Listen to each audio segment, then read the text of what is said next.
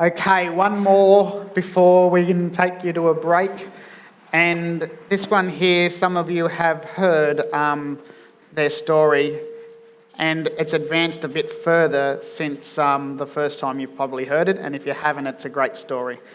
So, picking a strategy and becoming an expert is probably the thing that you need to concentrate on, and that's what they have done. In Victoria, there's one strategy that outperforms every other when you're looking at cash flow, and if you can combine strategies, take note to what's going on in here.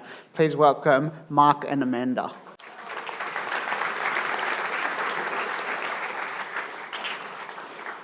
So we've got up here the Sorcerer and the Princess. And that's your names for yourself? Are you on? I haven't got my tiara today, though. Stand over here in front of the board. Okay. It's interesting to get an email from Mark because it says, I am Mark Baker, signed off at the bottom. It's quite interesting. So the Princess and Sorcerer, you'd met Dipner at a one-dayer, and you sat there and you realised you were maybe doing something wrong. Yeah. We knew we pat ourselves on the back. We had a few things we'd done right, but a lot of things done wrong as well. So. Right. So you had a few businesses. You had mobile phone stores and a few things in there. Yeah, we were running about 5 businesses at the time. Not all of them making money. Mark was working ridiculous hours, and we had 2 young children. And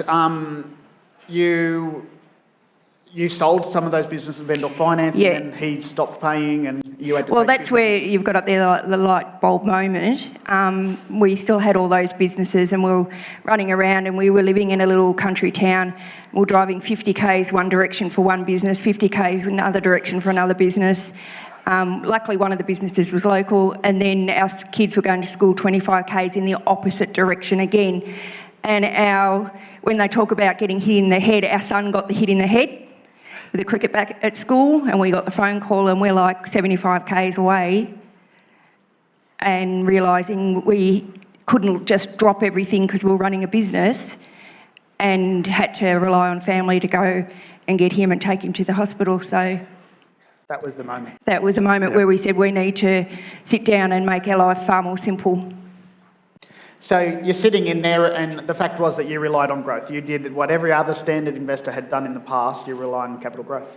Yeah. We'd generally bought positive cash flow, but got stuck every time because capital's tied up and we're waiting for it to go up to do more. Yeah. So you got cornered, and thankfully, though, in one of your businesses, there was someone that was doing rooming house strategy, and you'd learnt a little bit from them. Yeah, customer in the business, and that was where you mentioned us, selling one of them and taking the business back over. That was a customer that came in after we'd taken that business back over. So had that not had happened, you wouldn't be where you are today. Yeah. And that was a real pivotal moment, because I know most people know the story, but I had breast cancer. I was diagnosed with breast cancer. It actually was my second cancer. I'd had thyroid cancer before that. And when I was going through my first treatment, and Mark had got the call to say that, he'd said to me, the guy's not paying the vendor loan down, we're going to have to take the business back over. He went to his karate training, which he does every weekend, and I get a phone call to say that he's broken his leg and he's in hospital and he's going to have to have an operation. So I was in bed, recovering from my first chemo treatment, waiting for my husband to come home to look after me, and he's actually in hospital himself.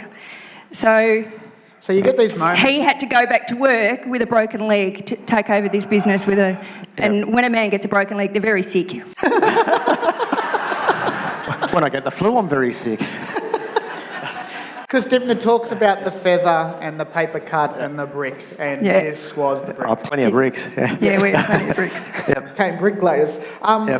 So here you are. Your position essentially is it's costing you, including your own home, it's costing you $840 a week in negative gearing to just live. So you've got to make $840 first, and then you could eat after that. Yeah, that's right. Yeah. Been there, done that. So what are some of the things you did? Tennis court. Well, that was a big decision, because when Mark went back to work to take over the business, and And then he dragged me, and we decided then that we were going to do our properties, and that was going to be where we were going to make our money, and we just needed to find out how we were going to do that. And then he said to me, I've been seeing this Dipner girl, and I want to go see a seminar. And I'm like, oh, another seminar. So he dragged me along, and as soon as she started talking and everything she said made sense, so we signed up straight away. And in that time, we realised that we were sitting on a dual title. And we had a lovely tennis court sitting on the second title. We have views out to Western Port Bay that looked absolutely stunning. And the really hard choice was if we sold the tennis court and sold what was our garden, we were also losing the views out from our lounge room out to Western Port Bay. So currently now, when I look out my lounge room window and I see a fence and not the views, I just think how grateful I am that we had that there, because it helped us move forward. And nobody played tennis anyway. And no one played tennis in the family anyway, no. It was just somewhere the dog ran around in circles. They came with the house. So. So you've joined Dipner, you go off and buy 3 more properties at that point? Yeah. And you actually had We contracts actually had contracts on the 3 when we first saw her speak. at the Yeah. one-day event? Yeah, And did you go through with all of them? We did. you did. But you understood this time now that you had to do more than just buy? Yep. Yes, And, yeah. and thankfully those properties had potential. Yeah. Yes, they did, but unfortunately, we still could have done better. Yep, we could have done better. Definitely could have done learning. better on those ones. And But that's all learning with experience. Yeah. So here's an example of one of the properties. So explain what this is. this one, that was one of the ones that we did have the contract on. That one's pretty good as far as cash flow goes. Purchase price Purchase price was 210,000. and 40 grand to convert it. Yep. And straight away revalued at 285. Yep. Yeah, they took a bit of negotiation with the valuer, but we got them for 285. What would a normal, this house, if you just bought it as a standard investor for 210 and rented it to the market, what would it return you? Probably about 270, would've been maybe up to 300 a week, maybe 300 a week. Yeah. Okay, so here's the existing floor plan. So you can see that there's some open space through the guts of the building. There's actually 2 extensions. There's a hallway built into rooms, stupidly, and Yeah. whatever. Yeah, they used the old hallway as walk-in wardrobes. So you can see here, you've got a hallway in here, which was wardrobe. So they've added a room in here and a room in here, opened the hallway back up so that you had more room. So 10 habitable rooms is what you're looking for, and that's what you did. And in the main bedroom is this beautiful ensuite. Yes, lovely. yeah, We yeah. did a full renovation on this house, but I said to the builder, do not touch this room. Why would you renovate Do that, not touch it. Because that is gorgeous. Yeah. I'm surprised there's no velvet on the walls, right? So The walls are red and the ceiling is gold. And there's lots of mirrors too. now this is the ensuite in the master bedroom. bedroom. Yeah. So you get $270, $300 a week for the whole place. Yep. This one room, what does it rent for? It was 280. Recently, we've been getting 290 regularly for it. So 290 for Can one you see room. that maths here is a bit out of kilter? Someone could rent the whole house for $300 and they pay $280 for one room with an ensuite.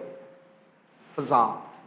And you want to test the market? Well, you've tested the market. They do it Yep. every day of the week. Yeah. That room's never been empty, which has been a shame because I've never got to try out the spa. Now that one there, conservatively, with vacancies and all the rest of it, is about 30,000 passive income. About, sorry. 30? Yeah. Over Yep, 30. Yep. I want to be really conservative here, right? Yeah. Okay, so you go and buy this one. This one, how much? 190. Yep. You spend $5,000 on it, Yep. and you rent 5 rooms. Yep. So this one here, if you did a standard rental, what would you get for it? 250. Yeah, you'd probably be Okay, 250, so now, 270. now you're getting $500 a week for this one. Yeah. So let's look at this as the rule of 2. They've spent about $200,000. On the rule of 2, you would have to get $400 for it to be positive cash flow, and that's when interest rates are at 8%, and at the moment, we're down at, well, soon they're going to give us money, right? So the rule of 2 isn't really the rule of 2, but it meets the rule of 2. It's renting for $500. It's getting an extra $100 more a week than what you needed to do to keep it positive cash flow. And this is where the learning for us, though, was that it does do good return, but there was no extra strategy on it. So the learning curve for us was to... Yeah, so that was just a pure purchase. Yeah. It's a cash flow. You've chewed your equity Yeah. up. You've got to wait for capital. Yeah, 20% in cost to live in it. Yep. Okay, so then you go and buy this one. Yes. And this one here is similar, 367, was a 5-bed, 2-bath. It's now a 7-bed, 3-bath. Yep. So what you've done is you've, how come I can't see that here? So you've added in here 2 rooms, a bathroom in here, and closed off. You can actually put another room in there. So for this one here, yep. That one we haven't done yet, but that is next. coming. Yeah. Yep. And that one there will rent for 1,300. Yep. What's renting for 1,300 now? It's slightly under because one room's vacant, but actually it's pretty close. Yeah, It's once you put the pretty other close, yeah. room in, though, you It'd be over 1,200 at the moment. So good cash flow on that one too. This one comes along. It's a little 3-bedder nicely situated on a corner block. Yeah, well, this is when we picked up the idea we needed to do chunks to get some money. So thought that one, there's a fair bit of land behind it. It's right up one end of the block. We looked at what we could do with it, and we can fit 2 behind it, and they all get their own street frontage, so separate titles. So this was in DA approvals for a very long time. There was a lot of stuff-ups, and at one stage we had approval to build, but they realised they forgot about the sewerage. So we could build houses, just put no toilets in them. So let's get this right. So with a room with 10 people in there, how many bathrooms do you need? One. One bathroom per 10 people, right? Yeah. Like imagine the mornings, the lineup. Yeah. Be like this toilet in here for the women's, right? But you don't have a minimum. No. 1 to 4 or 5 is probably about the minimum you'd want to do. Yeah, so we've got approvals on that one to build 2 units of 5 bedrooms each, with 2, and we might even go to 3 bathrooms. Okay, so per this one here, you're keeping the front house? We'll keep Yes, the front house, yep. And you're selling off the back one? Yep. Yep. As land? Yes. With house and land package style deals? Yes, yeah. With 5-bed, 3-bath, and you will run those Yes. for the purchasers Yeah. as rooming house? Yes, Yep. but the good thing is it's been running very positive while all this is going on. So anytime there's been a delay, it hasn't stressed us because we're making money while we're waiting. So you've got passive income. You're being paid to keep a property while it's taking longer to get approved. Yeah, I mean, that we bought for 115,000 and it's normally 450, 500 a week rent. Yep. Okay. So we've just brought that up for the first time. How much do you charge to look after one of these rooming houses? We charge 30% to look after one of the rooming houses. 30%. Yep, That's a lot of money. it is, but it's a lot of work. And you've also tripled and quadrupled what you would normally get for rent. Yeah. So normally they charge 8%, 9%, whatever it is. You've quadrupled the rent. So, effectively there's extra management involved and you know your rules and regulations, you know what you can and can't do, and we'll talk about that at the end. So 30% is not a lot of money for someone to give you the cash flow out of those deals. This one here, Yep, that was another one where By this stage, we realise we need JVs to be able to move forward, so this one's a JV. yep. And so with this one, you're doing joint venture. What's going to be the end product? that one, the house will get knocked down and there'll be 3 dwellings built on there, 2 8-bedroom rooming houses and 1 5-bedroom. Right, and again, you will manage for the joint venture partner. Yeah. So you'll be paid out an equity position because We'll keep the smaller one, the 5-bedroom. They're getting one of the 8 bedrooms, and the other 8-bedroom will be for sale. Great.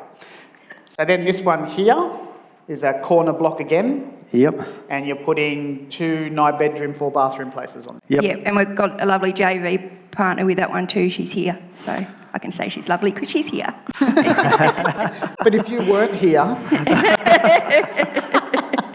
So this one here, so you've got a 6-bed that you're keeping at the front? Yep. And you'll keep the 6-bedder and you'll manage the 8-bedders, 9-bedders at the back? Yeah, and the partner will keep the 2 new ones. What's going to be The good thing with the design that we're coming up with too is that currently it will be a boarding house, but in the design we try and create as much single living, so we've got an ensuite plus a bedroom that has a bit of a kitchenette. So, and we find those tenants stay really long, and they're your bread and butter. The legislation says that you can have your own bathroom and your own kitchenette in the rooming house. Yeah. Okay, this one here. So you bought this one fairly well. Yeah, we got this really cheap. We were looking for a bigger house, a much bigger house to be able to do a boarding house and a splitter. But I came across this and I just knew it was too cheap. And I know it's only 2-bedroom. We've made it into 3. Currently, we're just renting it to a single mum. As a standard because it's positive, just like this. We've got again a JV partner. It came through quite quickly on this one. Actually, we've got approvals for, 7-bedroom, 4-bathroom. Yep, on the back, yep. On the back, yeah. Great. Okay, so then you come up and now you've got units that you're doing here. This is actually with another JV partner. We've got approval to build 3-bedroom units with 3 bathrooms. So cash partner here will push this forward? You're just waiting for our that? current JV partner doesn't want to move forward on it. They don't have the money to move forward on it. So cash partner, we need a new JV partner to move forward on that one. Again, you'll end up with some nice properties there. Now this one, this next one you come and do on your own. This is a good deal. Yeah, that one was actually advertised on Gumtree, and it was already a boarding house. It was purpose-built in 2007. We've managed to negotiate a vendor finance deal on that to buy that one.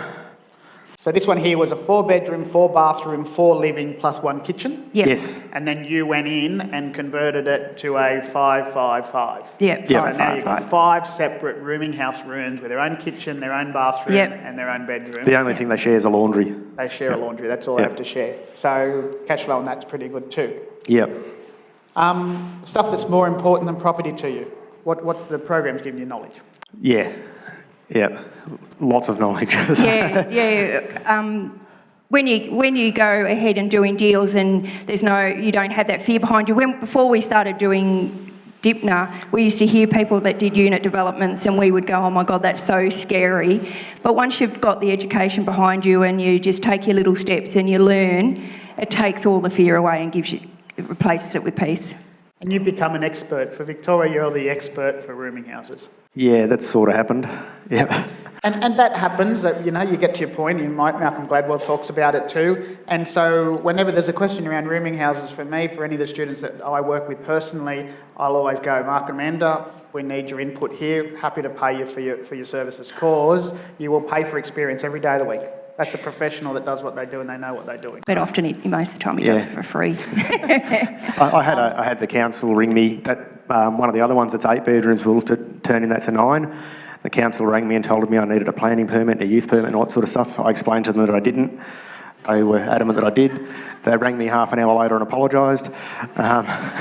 We were at one of the boot camps and we were talking about boarding houses and a girl put her hand up in the audience and she had been stuck for 6 months? 9 months. 9 months.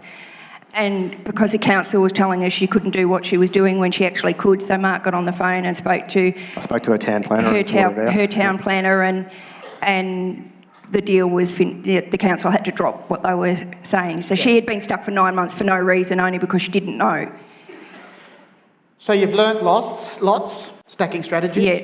Yeah. Definitely, make sure. So Brad talks about this, stacking strategies. Do as much as you possibly can on the deal. The more strategies you'll fit in, the more money you'll make out of the deal. What would you have not done? Well, don't buy for future growth. Buy for manufacturing. Yeah, manufactured growth, definitely. Amanda, you want to say something about your part? Yeah, I do. I do want to say a lot because really all this, it's great with Dipner and Ian and all the team of people that we've met have given us a lot of support. But I would have to say without Mark, none of this would have moved forward because you can get all the knowledge in the world, but if you don't put it into action, then you'll get nowhere. And as I said, I've had 2 cancers and I'm now going through finding out that I have a genetic mutation, a double genetic mutation, which has led me to have chronic fatigue. Mark, and that is also why I got the cancer, so that was good news to find out why. Mark is a great husband. I need at least 12, sometimes 14 hours sleep at least. He just gets up moves forward, doesn't complain, doesn't just accepts me as I am.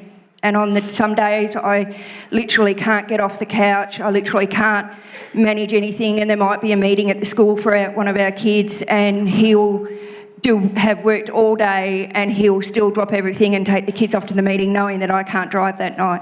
So I would like to say that Mark deserves a big round of applause for everything he's done for me.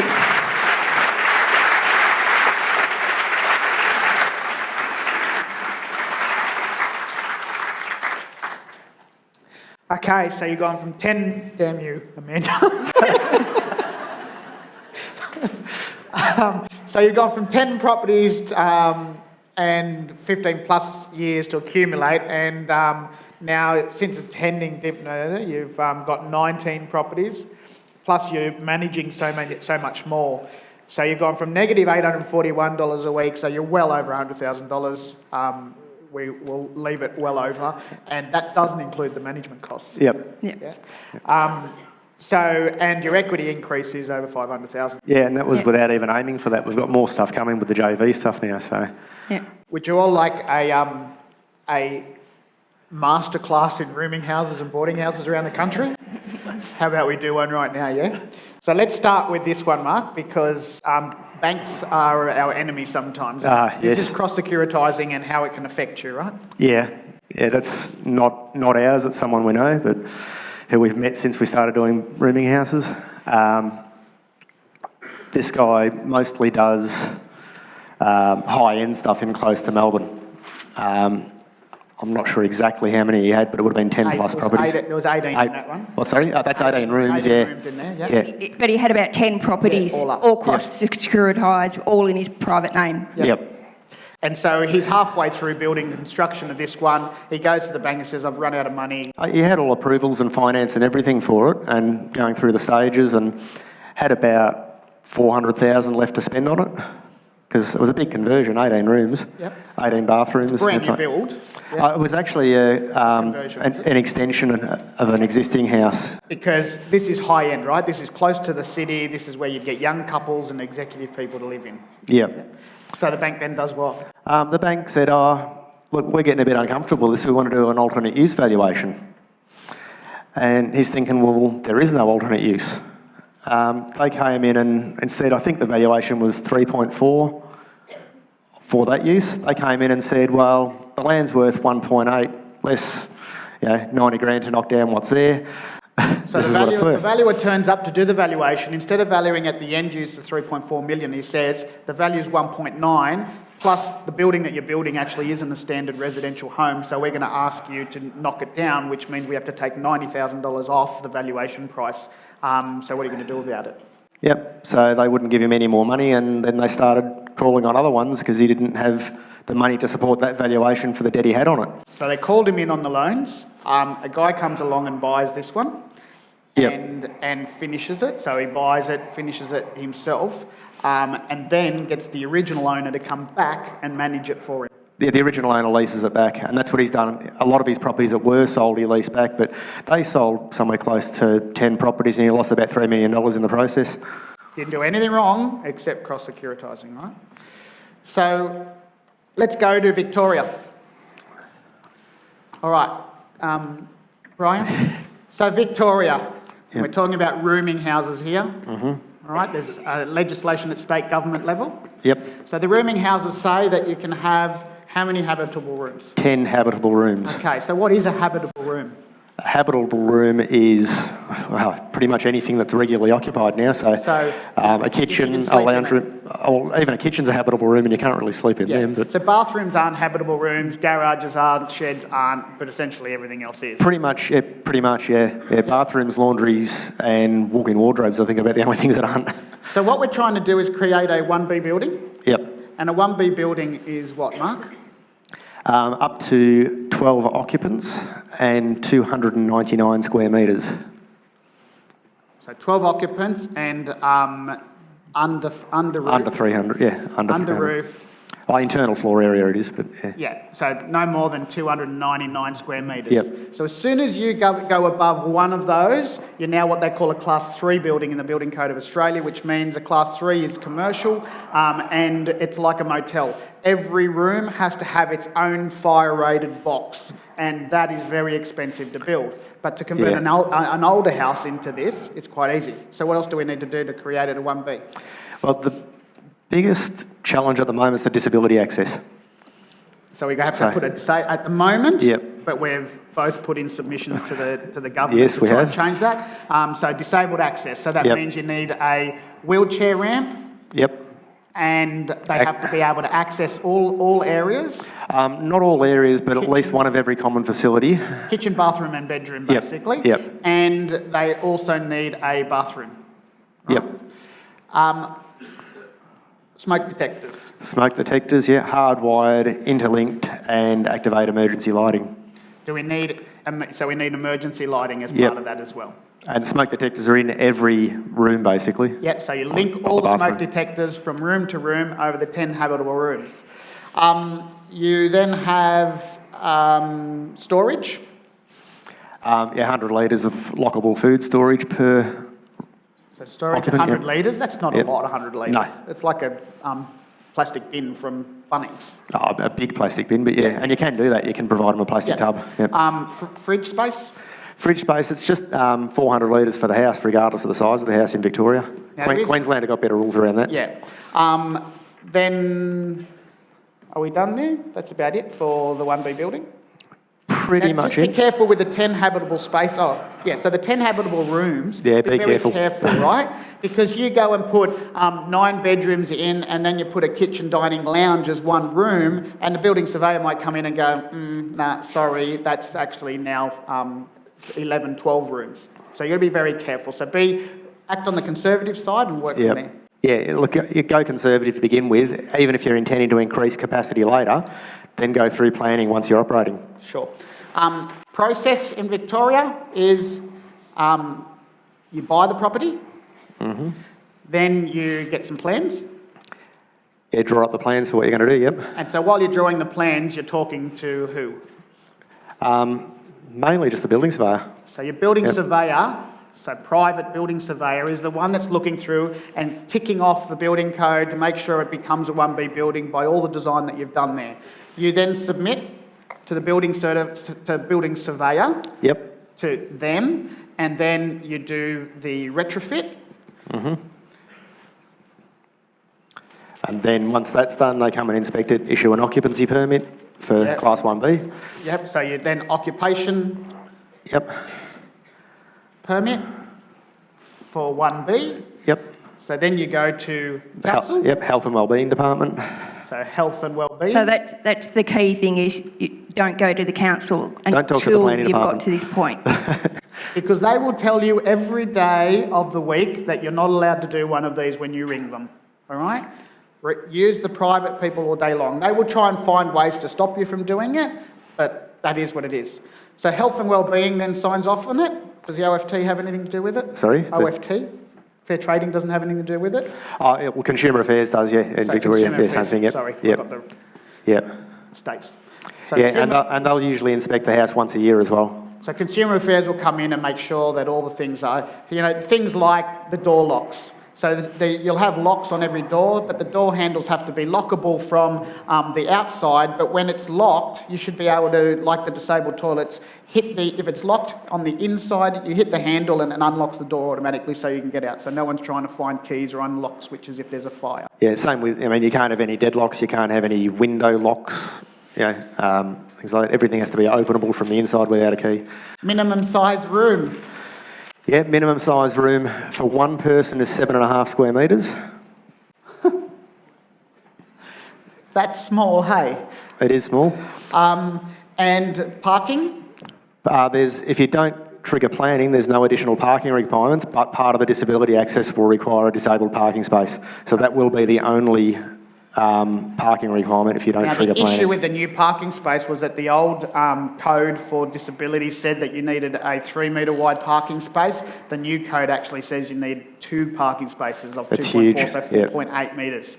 And you'll notice that in the new developments that they'll have 2 parking spaces for them.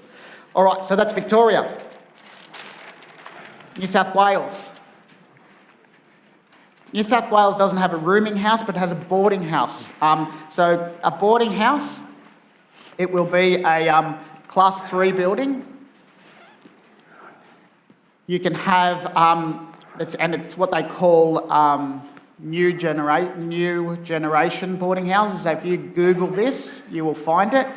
We've got a team of people that look after our New South Wales stuff and our Queensland stuff. So new generation boarding house, you can do a 12 square metre room plus ensuite plus kitchenette, is a single person,